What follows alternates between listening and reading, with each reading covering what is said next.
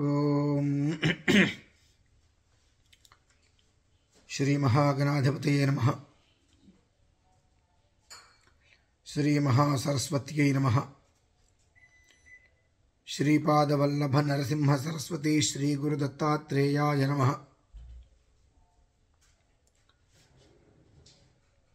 మనం నేటికి 12 రోజుల క్రితం ఒక వీడియో,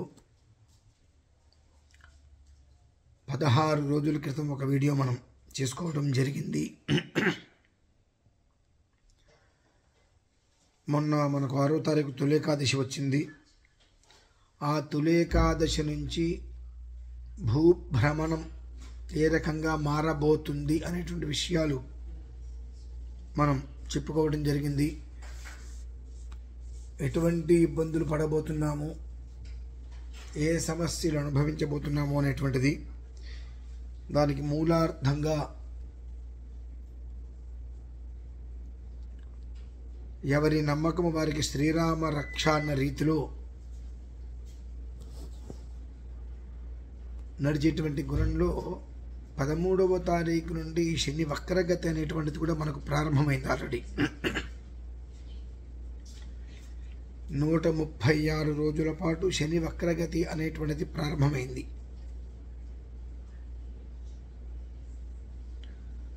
దాని యొక్క ప్రభావం ఏ విధానాన్ని అనుసరించి ఉంటుంది అంటే, ఇదిగో ఇది అని చెప్పవలసిన అవసరం లేదు. అందరికీ చాలా వరకు కూడా అవగాహన ఉండే ఉంటుంది. తస్మాత్ శాస్త్రం ప్రమాణంతే వర్తతే. ఏం జరుగుతుందిలే అనేటువంటి ఒక్క విధానాన్ని వదిలివేచి ఏమీ జరగవద్దు అనేటువంటి విషయాన్ని ఎక్కువగా దృష్టిలో ఉంచుకోవడం చాలా అవసరం. చెప్పినా కదా ఇంతకుముందు, 2025 అనేటువంటిది కొంతమందికి పీడకలలా, కొంతమందికి ఎంతో గొప్పగా మిగిలిపోతుంది. చరిత్రలో ఒకప్పుడు మనం ట్విన్ టవర్స్ కూలిపోవటం చూసాము, తర్వాత సునామీ అనేటువంటిది చూసాము, తర్వాత ఈ కరోనా అనేటువంటిది రీసెంట్గా చూసాము.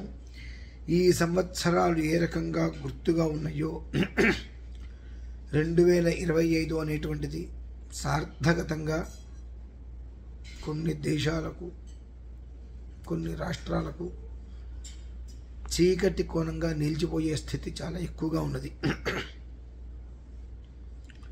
అంచున ఉన్నాం మనమందరము. చాలా జాగ్రత్త. అనుక్షణము భగవదారాధన చేసుకుంటూ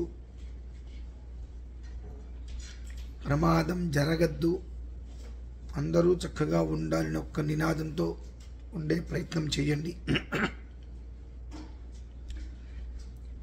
6వ తారీఖు నుంచి భారీ ప్రమాదాలు చెప్పుకోవడం జరిగింది. అప్పటి నుంచి ఇప్పుడు నేను ఎక్కడైతే అమెరికాలో ఉన్నాను, ఇక్కడ టెక్సస్లో మొత్తం చాలా ప్రమాదం వచ్చింది.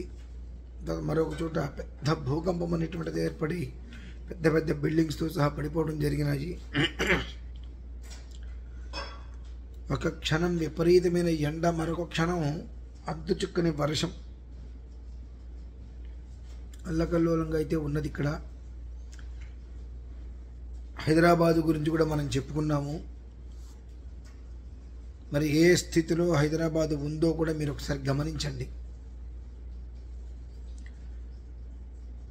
ఏ స్థాయిలో జలప్రళయం అనేటువంటిది, జల దిగ్బంధన అనేటువంటిది హైదరాబాద్లో జరిగిందో గమనించండి మీరందరూ కూడా. ఖచ్చితంగా నేటికి 12 ఒక వీడియో, 16 రోజుల క్రితం ఒక వీడియో, ఈ రెండూ చూస్తే జరగబోయే రోజులు ఏదైతే చెప్పబడి ఉందో అక్షరాల అదే నడుస్తుంది.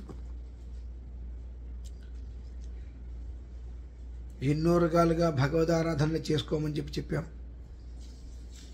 ఎవరికి కూడా తన దాకా వస్తే కానీ తనకు తెలియదు కదా అన్న స్థితిలో ఉన్నారు. నష్టం మనకు కాదు కదా అని అనుకుంటున్నారు. నష్టం అనేటువంటి పదం ఎవరికైనా ఒకటే, మీకైనా నాకైనా ఎవరికైనా నష్టం అనేటువంటి పదం ఒకటే. కనుక ఆ నష్టం అనేటువంటిది వాటిల్లకుండా ఉండాలి, దాని యొక్క ప్రభావం తగ్గుముఖంగా ఉండాలంటే భగవదారాధన తప్పదు. ఎన్నో ఎన్నో ఎన్నో చూడరానివి వినరానివి మనం చూస్తున్నాం. తెల్లవారు లేస్తే పేపర్ చూసినా, యూట్యూబ్ చూసినా, ఏది చూసినా ఇలాంటివి దుష్కర్మలు, ఘోరమైనవి, భయంకరమైనవి, వినరానివి, చూడరానివి మనం చూస్తున్నాము. ఇతపూర్వం పెద్దగా లేనటువంటివి కూడా ఇప్పుడు ఇన్ని చూస్తున్నాము, తెలుస్తూనే ఉంది. కనుక అవి దృష్టిలో ఉంచుకొని ఏంటిదంతా మనం కూడా కారకులమే కదా అనొక విషయాన్ని దృష్టిలో ఉంచుకొని భగవదారాధన చేసుకోవటం అత్యంత శ్రేయోదాయకం. చీకటి అనేటువంటిది ఎవరికైనా చీకటే. వెలుతురు ప్రతి ఒక్కళ్ళు కోరుకుంటారు, చీకటిని ఎవరు కోరుకోరు. కానీ అంధకూపంలోకి వెళ్ళిపోబోతున్నాము. ప్రపంచ పటంలో కొన్ని దేశాలు ఏమవుతాయో తెలియదు, తలకిందులుగా అయిపోయే ప్రమాదాలు చూస్తూనే ఉన్నాం. భగవంతుని ఒకటే కోరుకోండి, ఈ ప్రమాదముల నుంచి ఆస్తి నష్టం జరిగితే పర్లేదు, ప్రాణ నష్టం జరగకుండా ఉండాలని భగవంతుని అని చెప్పి కోరుకోండి బాగా. అదొక్కటే మనల్ని కాపాడేది. ఒక మనిషికి ఇబ్బంది కలగటము అంటే ఆ మనిషికి అది కుటుంబం రోడ్డు మీద పట్టమే. కాబట్టి ఏ ఒక్క ప్రాణహాని జరగకుండా ఆస్తిపోతే మళ్ళీ ఈశ్వరానుగ్రహం వల్ల మనం సంపాదించుకోవచ్చు. ప్రాణానికి ఏదైనా అయితే ఆ పరిస్థితులు చాలా దారుణాతి దారుణంగా విశృంఖల రూపంలో కనిపిస్తున్నాయి. కనుక ప్రతి ఒక్కరూ 136 రోజుల పాటు చాలా జాగ్రత్తని అనుసరించటం అవసరం. ఎందువల్లనంటే శని వక్రగతిలో ఉన్నాడు. మనమందరం ఏదైతే ఆలోచిస్తామో, ఏ విధానాన్నైతే అనుసరిస్తామో దానికి 10,000 రెట్లు బలాన్ని ఇస్తాడు శని.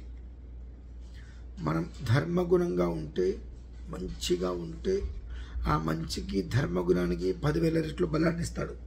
కాదు నా ఇష్టం వచ్చినట్టు ఉంటాను, ఎదుటి మనిషిని నష్టపరిచేలా రకరకాలుగా ఉంటాను అంటే మనం ఏ విధానాన్నైతే తీసుకుంటామో దానికి బలాన్ని ఇస్తాడు ఆయన. అది ప్రకృతికి ప్రకోపం కావచ్చు, శాంతి కావచ్చు, ప్రకృతి విలయం కావచ్చు.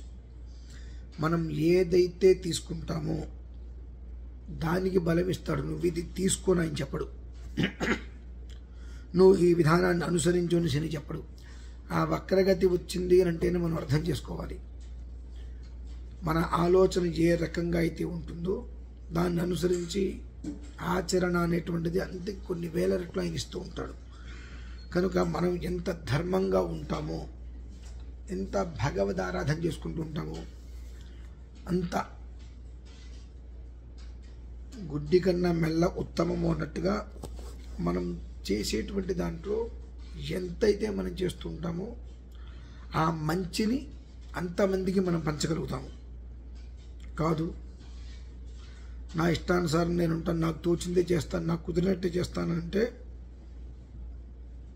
మొత్తం కట్టి కుడిపేస్తుంది. జాగ్రత్త. మరొకసారి చెబుతున్నాను, 12 రోజుల క్రితం ఒక వీడియో, 16 రోజుల క్రితం ఒక వీడియో, రెండు ఒక్కసారి చూసినట్లయితే 6వ తారీఖు నుంచి ఈ రోజు వరకు చెప్పింది చెప్పిన అక్షరాలుగా నడుస్తూ వచ్చింది. భూకంపాలు, జలప్రళయాలు, అగ్ని విలయాలు చూస్తూనే ఉన్నాం. ఇవి ఇంతకన్నా వృద్ధి కాకుండా ఉంచుకోవటము, వృద్ధిని కలిగించకుండా చూసుకోవటం అనేటువంటిది మనందరి యొక్క బాధ్యత. కనుక ప్రతి ఒక్కళ్ళు ఈశ్వర ఆరాధన చేయడానికి ఉద్యుక్తులు కండి. రేపు 24వ తారీఖు అమావాస్య చాలా గొప్పది, ఆది అమావాస్య అంటారు. ఆ అమావాస్య రోజు నాడు ఈశ్వరారాధన ఎంతగా చేస్తామో దానికి తగ్గట్టుగా జరిగే ఉపద్రవాల నుండి మనం బయటపడడానికి అవకాశం ఉంటుంది. కొంచెమైనా త్రుటిలో తప్పిన ప్రమాదము అంటారు. ఆ త్రుటే మనకు కావచ్చు తప్పడానికి. కనుక ఆ 24వ తారీఖు విశేషమైంది కనుక అమావాస్య భగవదారాధన చేసుకోండి. సాధ్యమైనంత వరకు 24వ తారీఖు రోజు నాడు బడబానల మహానీలకంఠాస్త్ర మంత్రం నేను పారాయణ చేసేస్తాను. అది వింటూ ప్రతి ఇంట్లోనూ 121 జ్యోతులు, దీపాలు, చిన్న చిన్న ప్రమిదలైనా సరే తీసుకొని ప్రతి ఇంట్లోనూ కూడా 121 దీపాలు వెలిగించగలిగితే 11 మంది జీవితాలు నిలబడతాయి. అలా ప్రతి ఇంట్లో 121 దీపాలు వెలిగించడం మొదలు పెడితే అమావాస్య రోజు నాడు ఆ ఇంటికి సంబంధించి 11 మంది ప్రశాంతంగా ఉంటారు అంటే దాన్ని బట్టి మీరు లెక్క వేసుకోవచ్చు. ప్రతి ఇంట్లోనూ కూడా 121 జ్యోతులు వెలిగిస్తే ఆ ఇంటి కుటుంబ సభ్యులు 11 మంది నిలిచి ఉంటారంటే మన కుటుంబానికి ఎలాంటి హాని జరగనట్టే. ఆ ఒక్క విషయాన్ని దృష్టిలో ఉంచుకొని జరగబోయేటువంటి ప్రమాదాలని నివారించుటకై, తగ్గించుటకై భగవదారాధన చేసుకుంటూ అమావాస్య రోజు నాడు 121 జ్యోతులు ప్రతి ఒక్క మనిషి వెలిగించి ఆ వెలుతురులో తన యొక్క జీవితాన్ని మార్గదర్శకతగా సుఖవంతంగా ముందుకు తీసుకువెళ్ళాలి. ఈ యొక్క ప్రమాదాల రీత్యా ఎవరికి ఎలాంటి అనర్థము జరగకూడదని చెప్పి కోరుకుంటూ సెలవు తీసుకుంటాను. అన్నవరపు తిరుపతి